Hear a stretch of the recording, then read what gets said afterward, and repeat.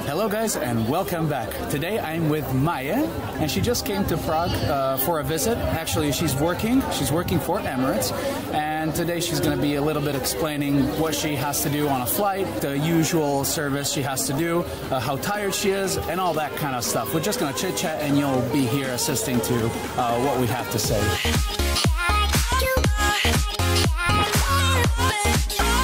How was your flight today? Was it tough? How many people did you have on board? Full. It was full? Yeah, it was full. A lot of upgrades, a lot of exciting people. Airbus A380, right? It was, yes. Okay. A lot of people excited to fly for the first time on an A380 coming to Prague. It was busy. There's a new thing. The runway in Dubai has been closed. Yes. So they get to stay here for 48 hours, am I correct? 42. 42 hours. Yes. So 42 hours in Prague, you get double layover money. So usually you get like 1,000 Czech crowns, something like that.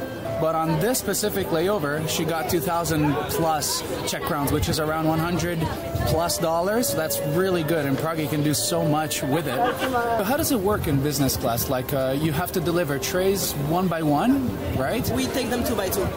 You take them 2 by 2, right? Yeah. And you deliver from the very front and you get all the way to the very back.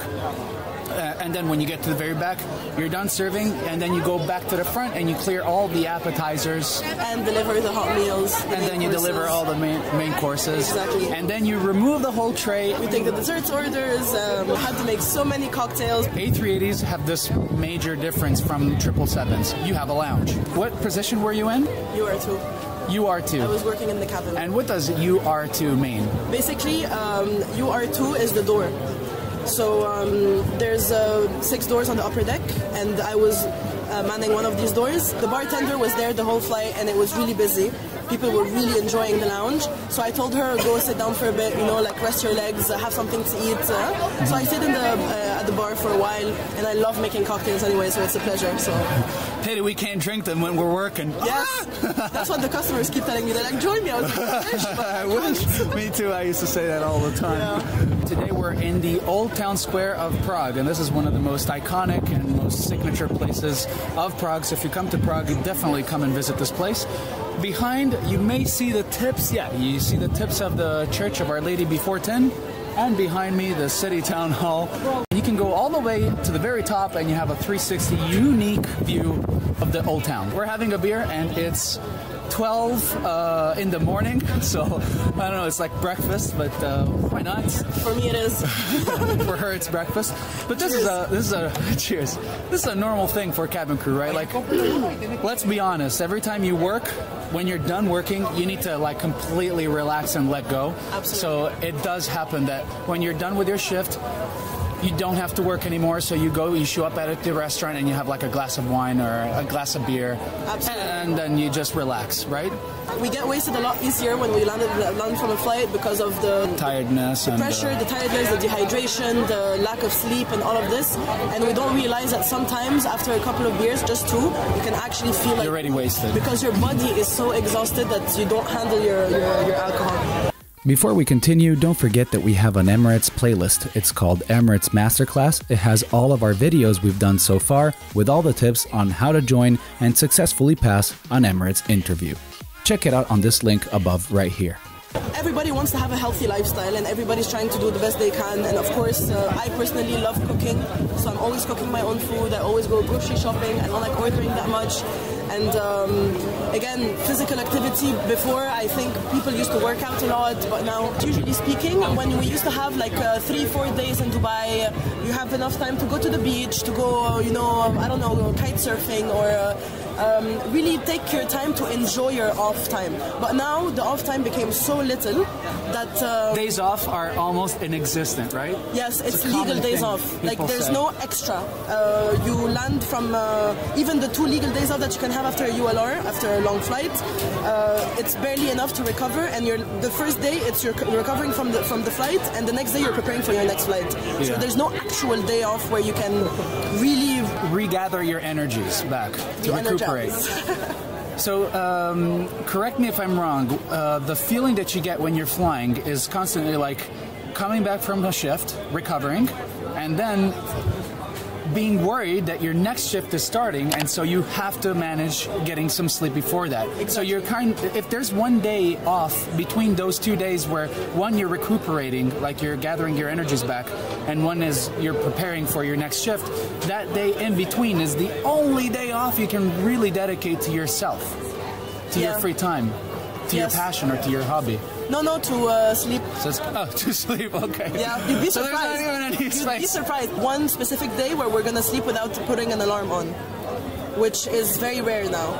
So that's the best recovery day ever. Yeah, it's sleeping with knowing that you're going to have a full night's sleep and you have nothing waiting for you or another flight. Because when you go it is kind of strangling a little bit. The fact that you have this like sleep, I have to sleep, I have to recuperate, I have to, you know, it's kind of a bit, you know, choking on you know, the feeling. Yeah. So that's a limitation a little bit, I say.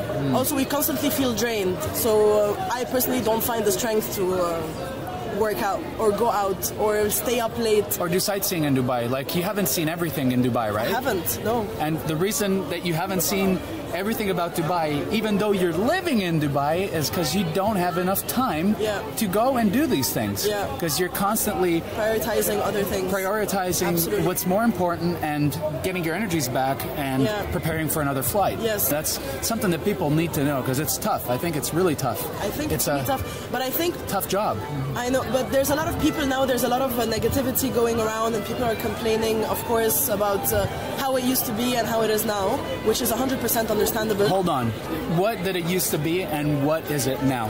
For example, when I joined 5 years ago, and I'm sure someone who's been in the company a lot longer, I have seniors that talk about the good old time when they used to have 1 week somewhere and 3 days in Paris and 5 days off or 6 days off. And it's very easy to do this job for a very long time if you're flying 4 or 5 times a month and then you have 5 days off. It's super easy, you know? And let's say when you have leave between 5 days off and 5 days off, you get 15 days streak of days off. Yeah. That allows you to go back home. Absolutely. Absolutely. And nowadays, they reduced the number of cabin crew, so they were not giving out leave as much as they used to. I worked for 8 months in a row.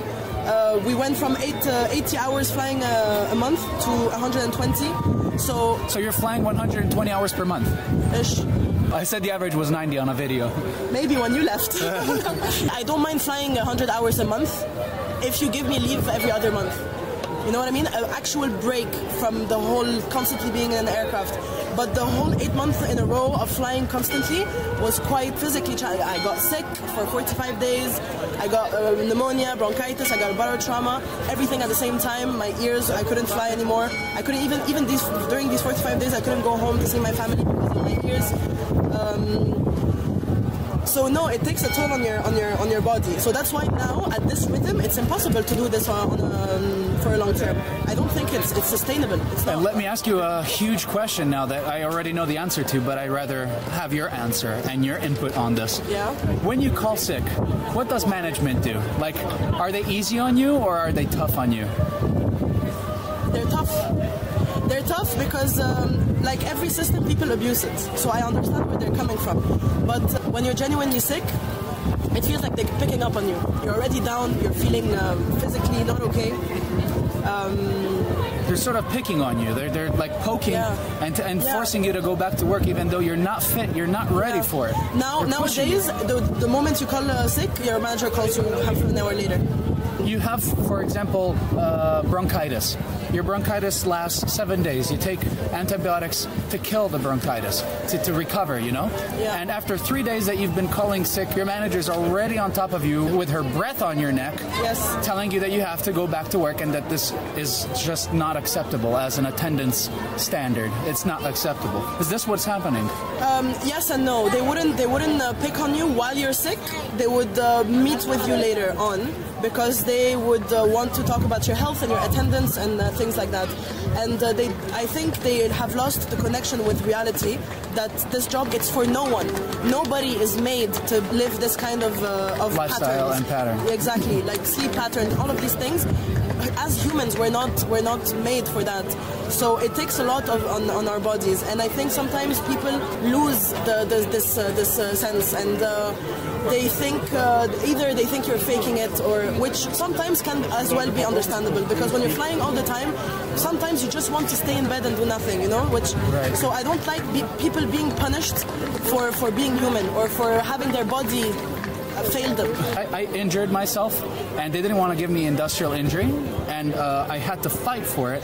And then finally, after fighting for it for 1 month, and I was not getting paid, I was having trouble. I wasn't getting paid. Yes, me neither. They took the pay away, and then I fought so much for it. I even had witnesses and everything. And then finally, after that, they corroborated my version.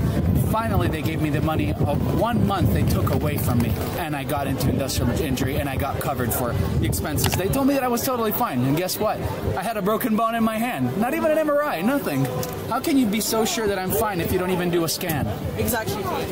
That's as well a huge shortfall when it comes to medical service that they provide to the crew. I feel like sometimes they prioritize the money over health, which leads to people not having their injuries or their sicknesses taken seriously. I had a problem with my back as well. Never got an MRI because they thought I was fine. And until now, I have chronic back pain. Until now.